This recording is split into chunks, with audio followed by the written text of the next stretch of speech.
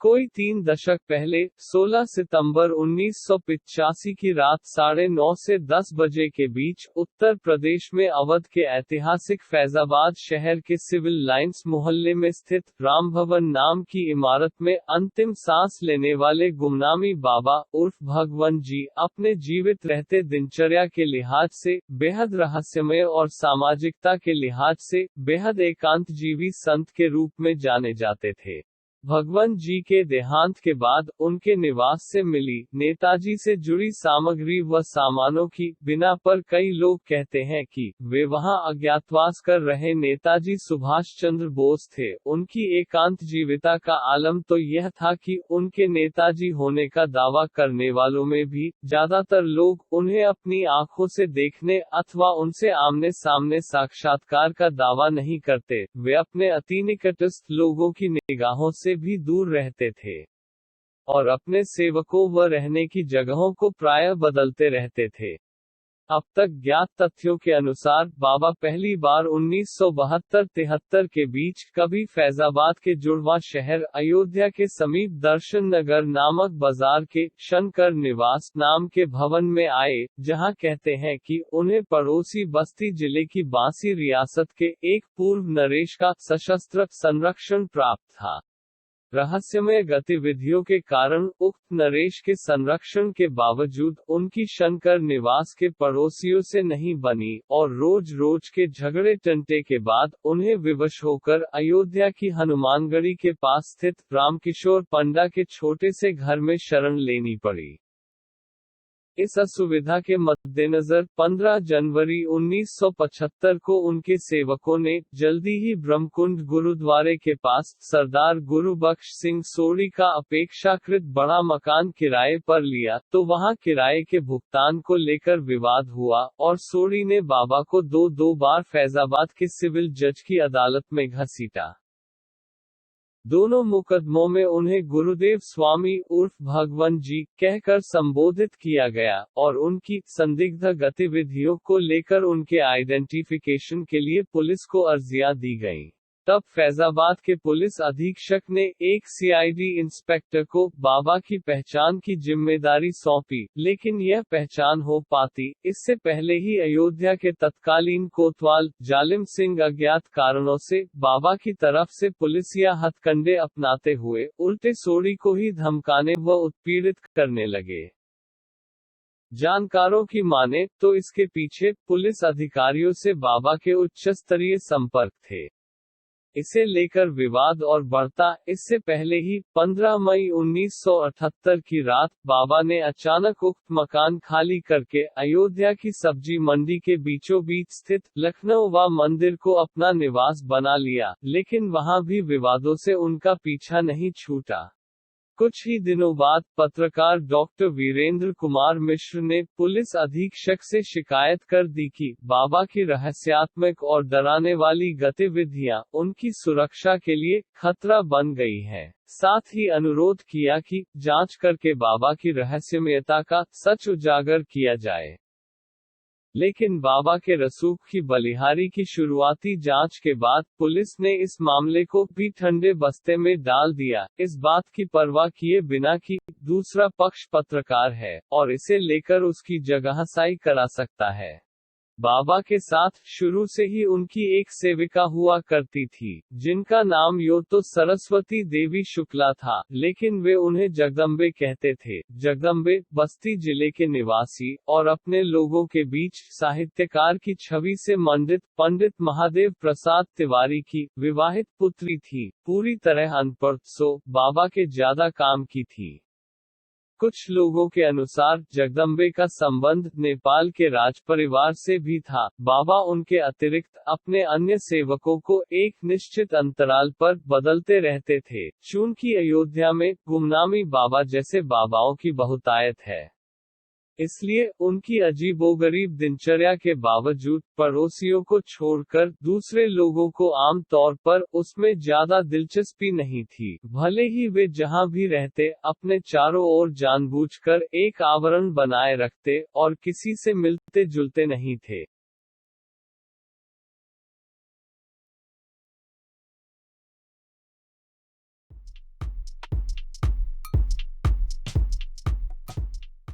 साल 1985 में 16 सितंबर को रात 9:30 से 10 बजे के बीच अंतिम सांस लेने से 2-3 साल पहले बाबा लखनऊवा मंदिर छोड़कर अयोध्या के जुड़वा शहर फैजाबाद के सिविल लाइंस क्षेत्र स्थित राम भवन में रहने लगे थे। अंतिम समय में सरस्वती देवी शुक्ला उर्फ जगदम्बे के अलावा पुरुष परिचारक कृष्ण गोपाल श्रीवास्तव भी उनके पास थे। बाबा की मृत्यु के तुरंत बाद से ही उनके सेवक उनकी संपत्ति व विरासत पर कब्जे को लेकर आपस में झगड़ने लगे और इस चक्कर में उनके निवास पर अपने अलग अलग ताले बंद कर दिए थे ताकि उस पर अपना कब्जा सुनिश्चित कर सके। ऐसा दावा किया जाता है कि बाबा के जीवित रहते हर 23 जनवरी को कोलकाता से कुछ खास लोग नेताजी का जन्मदिन मनाने उनके पास आते थे, लेकिन सेवकों द्वारा कई बार उनकी मृत्यु की सूचना भेजे जाने पर भी उनमें से कोई बाबा के अंतिम दर्शन करने या अंतिम संस्कार में हिस्सा लेने नहीं आया। 2 दिन तक निराश प्रतीक्षा के बाद गुप्तार घाट पर बाबा की गुपचुप अंत्येष्टि की गई, तो उनके कोई रसायन डालकर उनका चेहरा विकृत किया जा चुका था और शव से दुर्गंध आ रही थी। जैसे उनका जीवन रहस्यमय था, वैसे ही यह बात भी अब तक रहस्य बनी हुई है कि उनके चेहरे को यूं विकृत करने वाले कौन थे और ऐसा करने के पीछे उनका उद्देश्य क्या था। स्थानीय अखबारों ने उनकी मृत्यु और अंत्येष्टि को इतना भी महत्व नहीं दिया था कि उसकी कोई एक कॉलम की खबर ही छाप देते। फैजाबाद में कुछ लोगों के समूह द्वारा बाबा के निवास से नेताजी से जुड़ी या उनकी बताई जाने वाली अनेक वस्तुएं मिलने के आधार पर उन्हें नेताजी प्रचारित किया जाना उनके देहावसान के कोई 1.5 महीने बाद शुरू हुआ। इस प्रचार में जिस राम भवन में बाबा किराएदार थे उसके मालिक सबसे आगे थे। ये मालिक फैजाबाद के बहुचर्चित भूतपूर्व सिटी मजिस्ट्रेट गुरुदत्त सिंह के ऊंची हैसियत वाले वंशज है। प्रसंगवश इन गुरुदत्त सिंह ने, जिनकी सेवानिवृत्ति में तब कुछ ही दिन बाकी थे, देश के विभाजन के बाद 22-23 दिसंबर 1949 को तत्कालीन जिलाधिकारी के नैयर के साथ मिलकर अयोध्या की विवादित बाबरी मस्जिद में भगवान राम को प्रकट कराने में महत्वपूर्ण भूमिका निभाई थी।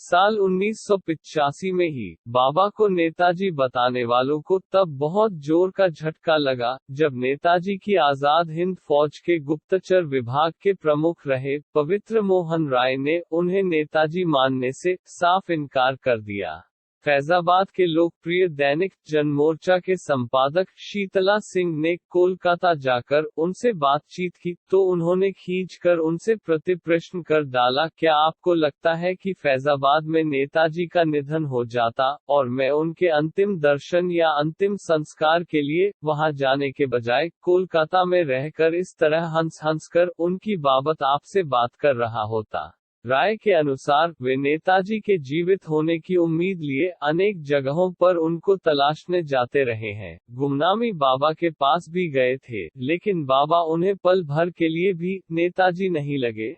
यह पूछे जाने पर कि बाबा के पास नेताजी से जुड़ी अनेक वस्तुओं का जखीरा कहां से आया, राय ने कहा कि बहुत संभव है कि बाबा ऐसी चीजों के संग्रह के शौकीन रहे हों, लेकिन वे और जो भी हों, नेताजी कतई नहीं है। चूंकि इन वस्तुओं के बाबा के पास होने का पता उनके देहांत के 45 दिन बाद चला था, इसलिए फैजाबाद में भी कई लोग अंदेशा जताते हैं कि वे बाद में वहां रखी गई हो सकती है।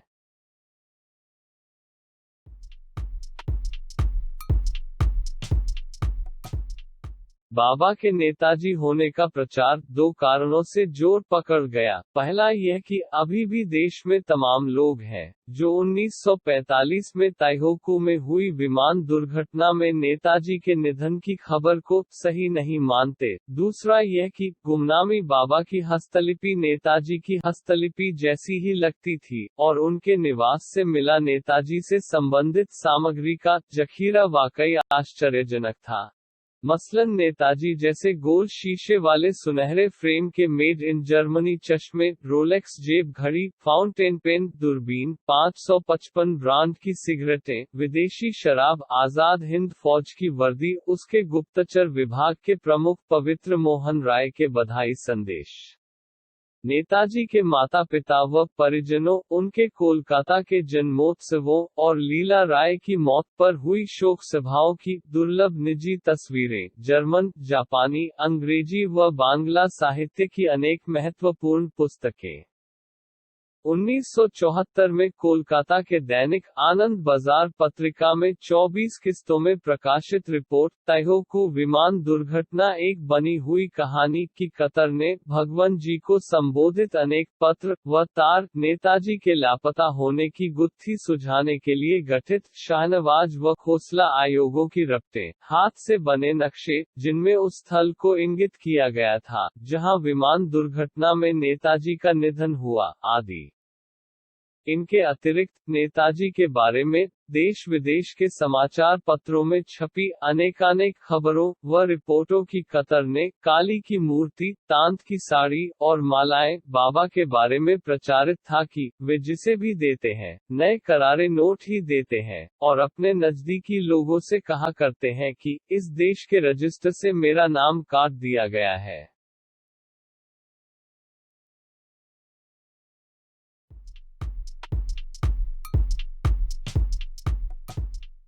फिलहाल गुमनामी बाबा को नेताजी मानने वालों के पास कई महत्वपूर्ण सवालों के जवाब नहीं है, खासकर इस सवाल का कि बाबा नेताजी थे, और उनके अज्ञातवास के बावजूद कई लोगों को इसकी जानकारी थी, तो उन्होंने देहांत के बाद उनकी गरिमा के अनुरूप अंतिम संस्कार के जतन क्यों नहीं किए? किसने और क्यों उनकी पहचान मिटाने के लिए किसी रसायन से उनके शव का चेहरा विकृत कर डाला, और कौन लोग थे जिन्होंने पुलिस को इस अपराध की सूचना तक नहीं दी? कौन से कारण थे कि बाबा के सेवकों ने उनकी मौत के बाद भी जनसामान्य को उनके दर्शन की अनुमति नहीं दी, और इसे लेकर आपस में एक दूजे से झगड़ते रहे?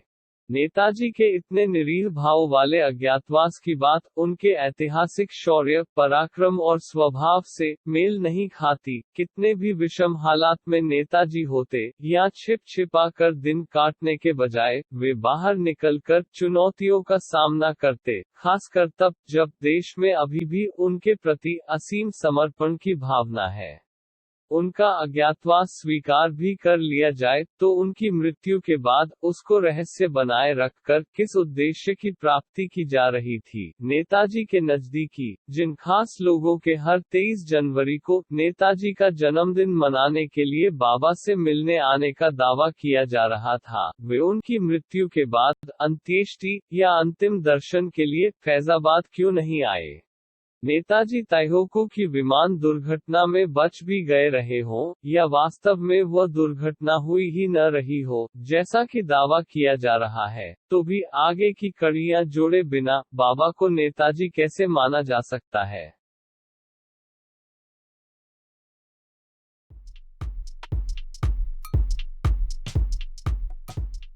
आगे चलकर नेताजी के लापता होने की तिबारा जांच के लिए गठित मुखर्जी आयोग ने भी गुमनामी बाबा को नेताजी मानने से इनकार कर दिया। इसके अनेक कारणों में से एक यह था कि बाबा और नेताजी की एक जैसी दिखने वाली हस्तलिपि प्रयोगशालाओं में 3-3 बार की गई फोरेंसिक जांच में एक नहीं सिद्ध हुई। 2 जांचों में दोनों हस्तलिपियों के अक्षरों के स्ट्रेस व स्ट्रक्चर में बहुत फर्क मिला, जबकि तीसरी किसी नतीजे पर नहीं पहुंच सकी।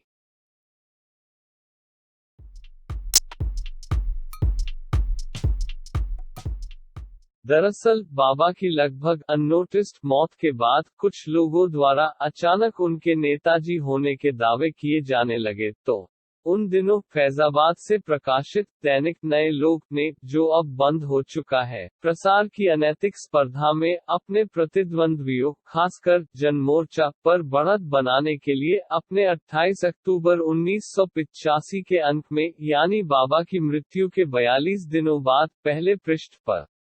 खासी अहमियत से फैजाबाद में अज्ञातवास कर रहे नेताजी सुभाष चंद्र बोस नहीं रहे, शीर्षक से खबर छापी और दावा किया कि बाबा के सेवक ही उनके नेताजी होने के सबूत नष्ट करने पर आमादा है। उसने इस सवाल का कोई जवाब नहीं दिया कि उसके कार्यालय से महज 1 किलोमीटर दूर स्थित राम भवन की इतनी महत्वपूर्ण खबर अपने पाठकों तक पहुंचाने में उसे 42 दिन क्यों लग गए, और वह आगे भी महीनों तक बाबा और सुभाष चंद्र बोस की अभिन्नता का प्रचार करता रहा। बाद में इस दैनिक के संपादक अशोक टंडन ने गुमनामी सुभाष नाम की पुस्तक भी लिखी, जिसके कुछ अंश स्वर्गीय कमलेश्वर के संपादन में दिल्ली से प्रकाशित पत्रिका गंगा में धारावाहिक रूप से छपे थे।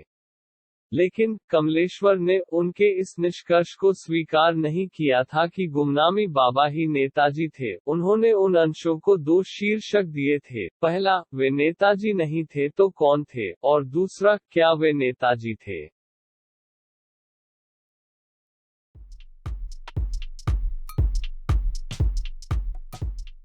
कई स्थानीय लोग कहते हैं कि इस मामले में महज इतनी जांच बाकी है कि गुमनामी बाबा को नेताजी के रूप में प्रचारित करने के पीछे किनका और कौन सा षड्यंत्र था। रामभवन के मालिकों में से एक शक्ति सिंह ने एक स्थानीय चित्रकार को नेताजी का चित्र दिखाकर उससे उनका इस संभावना पर आधारित स्केच बनवा रखा है कि नेताजी वृद्ध होते तो दाढ़ी मूंछ में कैसे दिखते, और अब उसे गुमनामी बाबा का उन्हें पहचानने वालों के बताए अनुसार बना स्केच बताकर प्रचारित कर रहे हैं।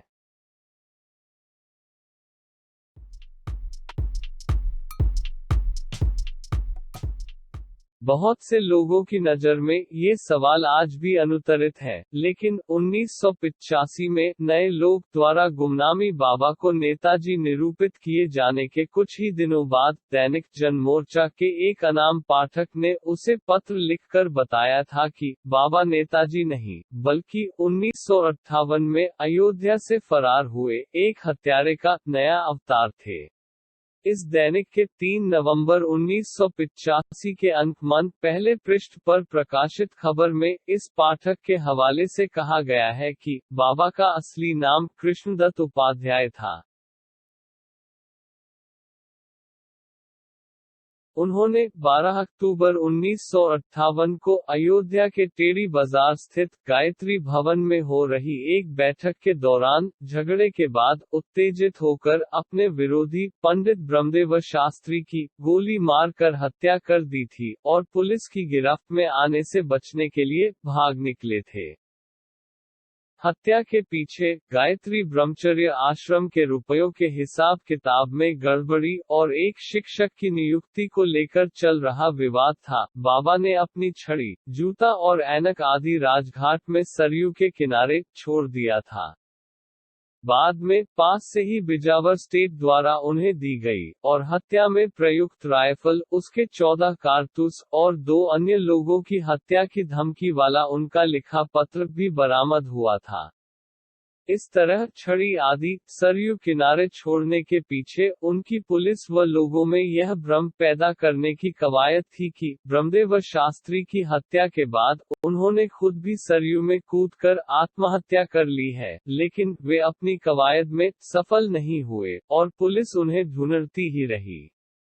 उक्त पाठक के अनुसार उक्त हत्या से पहले वे अयोध्या में निर्मोचन घाट पर बिजावर स्टेट द्वारा बनवाए मंदिर में रहते थे, और कप्तान साहब व बंगाली बाबा के नाम से भी जाने जाते थे। इस मंदिर के कर्ताधर्ता आज भी कृष्णदत्त उपाध्याय के तेजस्वी ललाट, लंबी चौड़ी कद काठी, सैनिकों जैसी चाल ढाल और एकांत प्रियता आदि अभिरुचियों की बाबत जो जानकारी देते हैं, वह गुमनामी बाबा के संदर्भ में प्रचारित तथ्यों से हूबहू मिलती है। बाबा की ही तरह उपाध्याय का भी अनेक रसूखदार लोगों व अधिकारियों से निकट संपर्क था। बाबा की ही तरह उपाध्याय का भी कोलकाता कनेक्शन था। उनकी एक बहन कोलकाता में रहती थी, जहां से कई बार एक युवक कपड़े व बंगाली मिठाइयां आदि लेकर आता था। फरार उपाध्याय पहले अयोध्या से नेपाल गए थे, लेकिन बाद में ऋषिकेश में रहने लगे थे। वहां पुलिस उनको तलाशने गई, तो उसने पाया था कि वे वहां एक होटल में छद्म नाम से रहते हैं, इसलिए पुलिस उन्हें पकड़ने में सफल नहीं हो पाई थी। इस सिलसिले की सारी कड़ियों को जोड़कर निष्कर्ष निकालें तो समय के साथ ब्रह्मदेव की हत्या का मामला ठंडा पड़ जाने और पुलिस की सरगर्मियां शांत हो जाने के बाद उपाध्याय बस्ती लौट आए।